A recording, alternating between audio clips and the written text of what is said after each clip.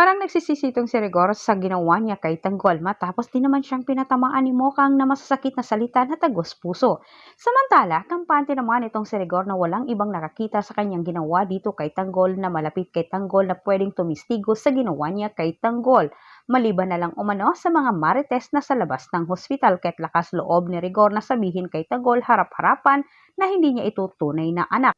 At bunga umano itong si Tanggol sa kahayupang ginawa ni Ramon dito kay Marites. At higit sa lahat, magsama-sama na umano ang mag-ama sa hukay gayong nakaganti na umano siya dito kay Tanggol at Ramon. Pero malas lang umano ang mag-ama dahil sa kanyang mga kamay binawian ng buhay ang dalawa. Sa ginawa ni Rigor kay Tanggol, ito pa ang maging daan para malaman ni Tanggol ang buong katotohanan. Lakas loob na sinabi ito ni Rigor kay Tanggol na sa kanyang pagkaakala walang malay si Tanggol sa mga oras na yon. Sobrang nagulat naman itong si Mokang nang marinig niya ang pinagsasabi ni Rigor dito kay Tanggol at hindi niya tunay anak ito. At sunod-sunod na niratrata ni Rigor itong si Tanggol, walang kalaban-laban. Nagulat naman itong si Rigor na bigla namang sumigaw itong si Mokang sa kabilang banda.